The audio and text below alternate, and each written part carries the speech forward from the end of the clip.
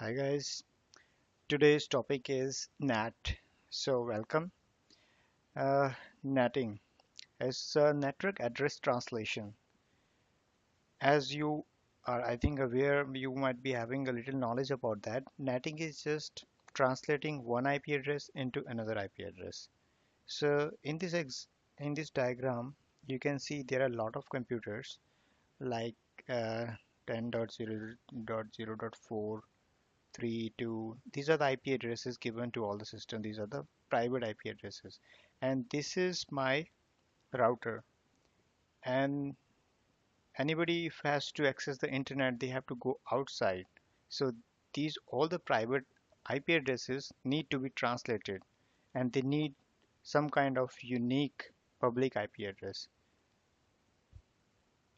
So, okay, let's discuss about the history first about netting from where it has come.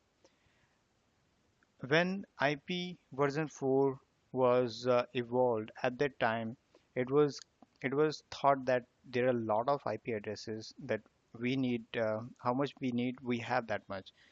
So it was not known that what is the demand of future. But in the mid of 90, there was a rapid growth in internet, and the demand of internet has increased very widely and new application has started increasing. I'll show you this in this if you will see in this diagram in 1995, let me select the pen. So here you can see this was the era of 1995. Only limited applications were there. So if any application has to talk in internet, they need public IP address. Suppose I want to open Amazon, Amazon should be having a public IP address as well as I should be having a public IP address. Then only we both can communicate with each other. So at that time, it was thought that IP addresses are okay, but technology has enhanced very rapidly, grown very rapidly. So with the passage of time, new technology has come into the market, like Google has come. They all have purchased public IP subnet. So like Facebook, today there are millions of users of in Facebook who are connected to Facebook. So all those users need public IP address to connect to Facebook. So there are a lot of applications nowadays in the market. And if you, for an example, if you will open Play Store, you can see lot of applications, very important or major application that you know are like Airtel and Facebook, WeChat that we all know. These are social media sites, LinkedIn. If we have to open these sites should be having a public IP address. So the demand was increasing day by day demand was increasing and technology was increasing, and this was the era in 2010 where the smartphone came, and that was they have grown very rapidly. So many companies nowadays you can see are building smartphones, and even I have one smartphone, I will purchase new. Everyone is purchasing new smartphone if it is coming with new features. So the demand has grown over the period, and the shortage of those IP addresses were seen. So the research has started in the mid of 1990 by looking into the growth of the internet. So if we see here, the total IP addresses were 2 raised to power 32, but these were not the total that we can use. We need to eliminate some of the reserved addresses, broadcast addresses, network addresses, multicasting addresses. There is a one separate range for multicasting, and ex- extracting these all, there are 3.2 million addresses which we can use. So only 3.2 million addresses that we can use were in the mark in INA was having. So that was very less. So they have started research and they came into the conclusion with the one solution of netting, NAT. My writing is not good in computer. So they come with netting. The netting is a solution where we can convert one IP address, we can translate one IP address to another IP address. This is nothing, I think, shadow of this.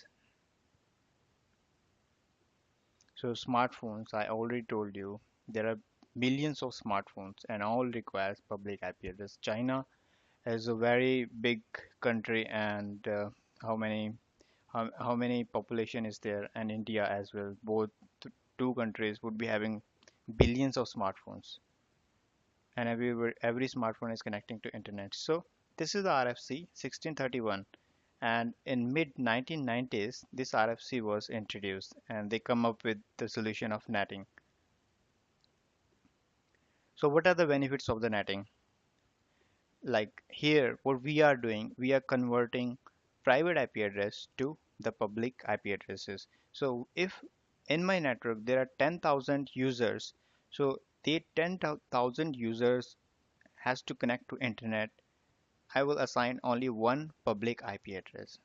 So earlier what I have to use, if I have 10,000 users, I have to purchase 10,000 public IP address and I have to pay for that. Now, take little example, four computer here, total eight computers are there. All right. Now these eight computers has to connect to internet. If they are opening internet, I need separate public IP addresses. But after netting, what I will do, I will assign one public IP to this network. So this network is 1 to 165. So all that subnet will be given one public IP address. Now I can do hide behind gateway, whatever the IP address would be having of gateway, they all will get translated to through this IP address. All the private IP address will go outside to the internet with one public IP address. How they will go, that we will discuss later. So this was a financial saving that now we require only one public IP. Security enhancement. Now if I have to connect to internet, am opening Google, so my real IP address is not going to internet. It is translating into another IP address. So security enhancement was the feature for that. Overlapping. So this is something concept where my two branches are connected over the VPN, one case, and both the branches have the same series of IP addresses. Suppose 192.168.1.1 is IP address of my system, and the far side I want to access one system with same IP address. What will happen? My IP will not get routed to that. It will think that this IP address is in my same network. So in that case, what we will do, we will translate the series in both the location. I have to do the netting. So the whole range should be converted into another set of range of IP addresses. So here this was used in overlapping. So in this, how netting has helped, we have no need to change our network IP, our network structure. Suppose two companies merged with each other, like Facebook merged, Facebook has taken WhatsApp. Suppose they would be having the same set of private IP addresses in their local LAN. If NAT would not be there, they need to change all the IP addresses. But if we have netting, we can translate all those IP addresses. So that was really a great feature, private to public NAT. Yeah. So this is the diagram. I think diagram is a little bit, I need to make it down. So this is the diagram. Right now, is it visible? Okay. So the actual address is 192.168. This is the actual address 192.168.1.0.24. The far side is also having the same network 192.168.1.0. So they are connected with IPsec VPN. If they will talk with each other, then this is overlapping is happening. So what I will do here, this for this series, I have given IP address 10.21.101.0 /24, and for this network I have given this IP address. So when they have to talk to this site, they will get translated to this series, this virtual IP series. If this has to communicate with that far side, so this series will come translated into this IP address. So that was helping this way. Okay, now let's move.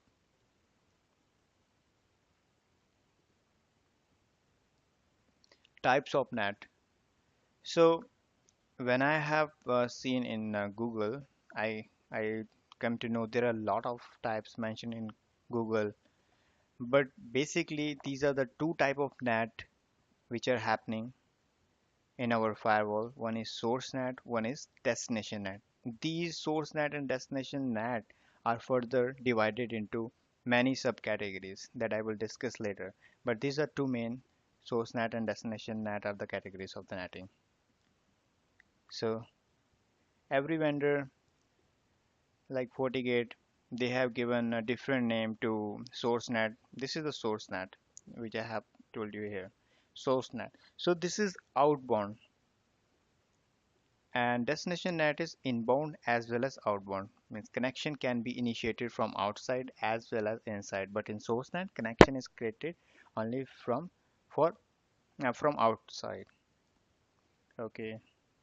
Sorry. In this, connection is created for outbound, means from inside to outside. Okay, because we are going to access the internet, so connection is created from inside to outside. The different name like FortiGate is saying it a dynamic NAT. It is also saying a PAT overloading. And for destination NAT, they have given names static NAT, virtual IP, VIP with PAT.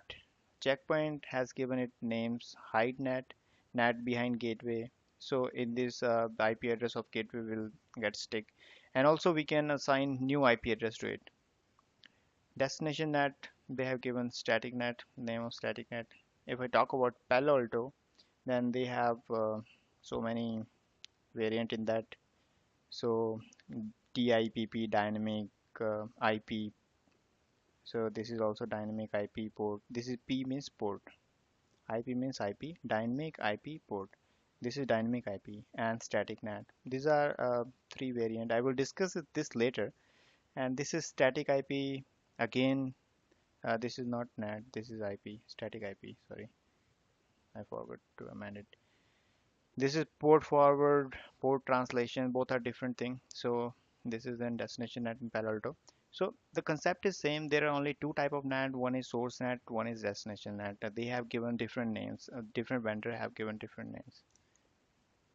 There is also one terminology that is called NAT64 and NAT46. So what this is? NAT64 or 46 is like IPv6 address has to communicate with IPv4 host.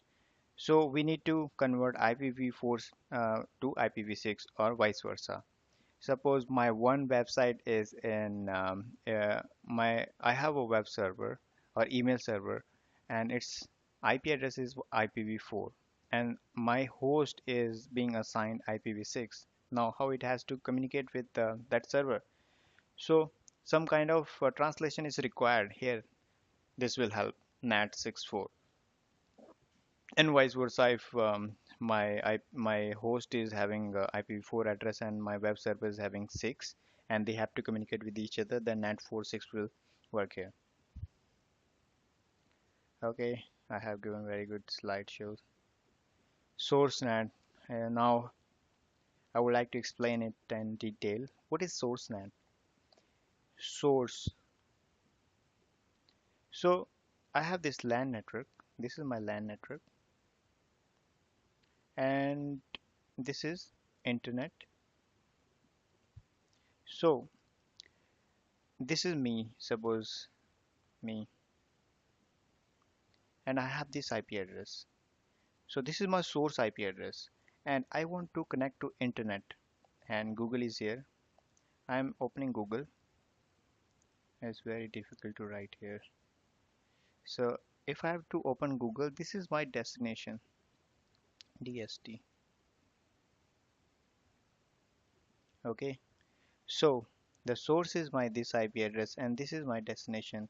How can I go outside? You are aware, I think, private IP address are not identified in public. So it cannot go outside. So what I will do here, I will do natting. This is my source address, suppose 4. And destination address, this is the address of Google. For an example, Google might be having different IP address. This is an example. So this is the IP address of Google. So here source NAT happened. What happens? My source address will get changed with this IP address. This is the IP address which I have to define in my router or in my firewall. My destination address will not change. Now it will go to internet and my query will get resolved. The same case, this will happen in for all. So this is the .5, .6, .7. If they all has to go outside, their source will get translated to public address, which I would have mentioned here. So one public address is doing the source netting and they're going outside. So this is what called source netting, when anybody from incoming going to outside to access internet, obviously from so source is going outside for destination, that is called source netting.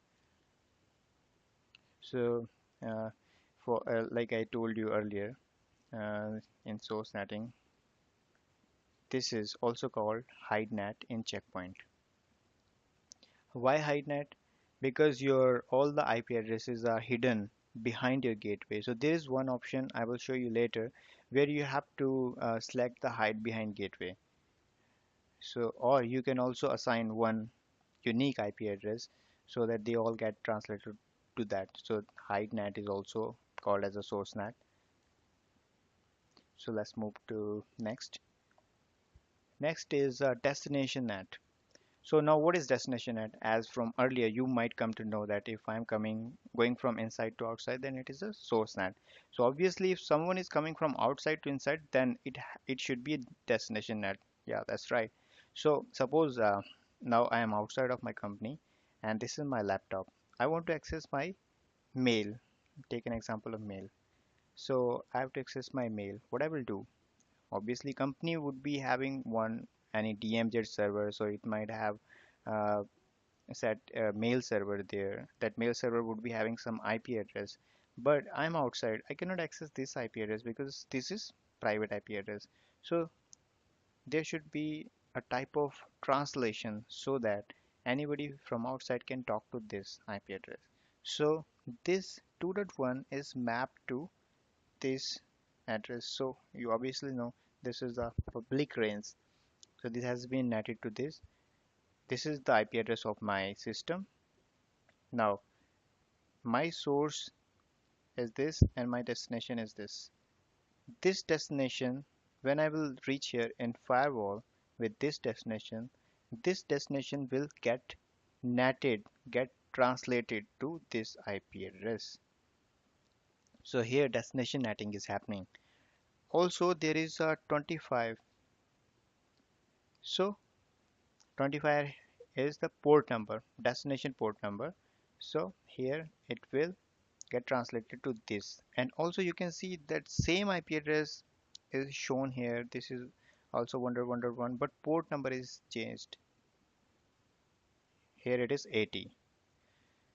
So same IP address I can use for different servers. This is called patting, port address translation. Or this is in Palo Alto. This is called port forwarding. If my port is not get changed, suppose the destination port is 80 and it's not translated when it is reaching, then it is port forwarding. But if my port also get translated from 80, suppose this is 80, it goes with destination 80, and when it hit at my firewall, then I have mentioned that my mail server is working on 8080 8080.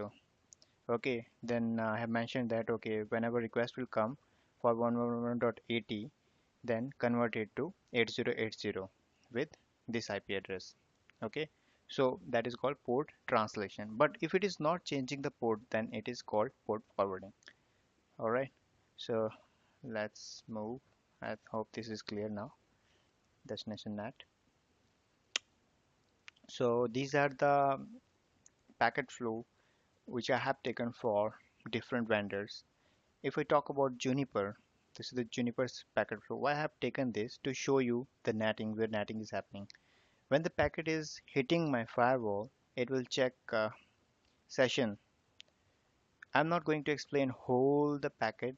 I will stop here in destination net. Suppose packet is yes, then it will go as it is. But suppose it's a first packet and no session is created. I am first time accessing the Google. Then screen option. This is something different for DDoS. We'll not discuss it. After screen option, there is a destination NAT will be done.